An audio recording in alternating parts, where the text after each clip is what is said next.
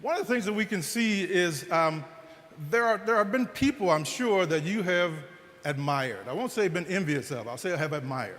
Maybe there's somebody at work who really gets their work done quickly. You wonder how that person do that. Or maybe there's this person who just seems to have it all together in terms of their life. Or maybe there's a couple that seems to be so perfect in their relationship. You wonder, how do they do that? Or like yesterday, I was helping my brother out yesterday with a project that he has, and a couple of his friends came over to help out. And one of them said to me, "Man, you look like you've lost weight." I was pumped, because I have. And I was happy about that. I was happy that he noticed that. But, you know, the thing is that when we see that, when we see those people who we feel have things together, or feel that those people who have things together financially or within their relationship, then sometimes we'll say to them, "Hey, you know, that looks pretty good," or "You did that pretty well. How'd you do that?" That same sentiment is what God would like for others to see in us. When we've committed ourselves completely to God, then things are apparent to others as they look at us. You don't have to say a word to them. It comes through. You don't have to tell them anything about what you're doing or why you're doing it. They'll ask you. But it has to be within you. And it has to then project out of you from being there within you. Okay? It's so important for us to take care of ourselves. It's so important for us to be committed to our faith.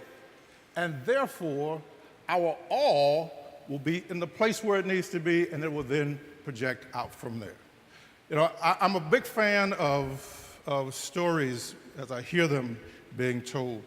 And I was driving back. My son goes to Akron, University of Akron, and plays football down there. So I was driving back one evening by myself, and I was listening to the radio, and the story came over, and I thought, wow, this really is important to us to think about as Christians, as people who are supposed to also be evangelists and disciples. And the lady was talking about the airline, something simple as the airline. So all of you who have taken a flight, you understand that at some point when the door closes, the flight attendant will come over the PA system and they'll say, give you all the safety information. Make sure that you understand how to keep yourself safe on the airplane, all the emergency information. And one of the things that they say is, in case of a loss of cabin pressure, a mask will drop down and it'll provide oxygen for you. You'll pull that mask to yourself and pull that little thing and make sure that it goes, and then you'll start to receive the oxygen that you need. And here's the piece that's so important to me. The next thing they tell you is, if you are responsible for a young kid or someone else, take care of your mask first and then take care of them. And that is what we talk about with our religion. Before we can take care of someone else, we have to take care of ourselves. And so we need to put our mask of faith and our mask of commitment and our mask of compassion and our mask of the integrity of our faith on first. Then we can help someone else. Then we can share with someone else. Then they can see within us what's happening. Our mask has to be taken on first. As we do that, all of God's promises come to play.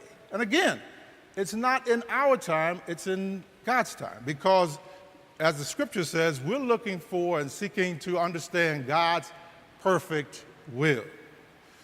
That whole piece about being on a team and the things that are necessary to be on that team, but also how important it is to support one another as we are teammates. We have an opportunity, Fort Street has an opportunity as a church, because of all the people who are moving back to Detroit and all the incentives that are being given to folks to move back to Detroit, to hopefully increase the population in Detroit. 4th Street has an opportunity to be a beacon for all those people who are coming to Detroit. If they come and move to Detroit, different parts of Detroit, why do they need to go back out to the suburbs of where they're from for seeking religion? Here's this place. But not only does the church have to be welcoming and open the doors, people have to feel as though this is a welcoming place. You have to feel as though the Christ in you is flowing out and hitting them. And that's the part that we always work toward. What's happening in here? Taking care of ourselves, making sure that our all is where it needs to be. So, again, the question comes, where is your all? Where is your all? As we think about how we get to that point, it always comes back to having a conversation with God, having a relationship with God, having a one-on-one situation and a one-on-one relationship with God.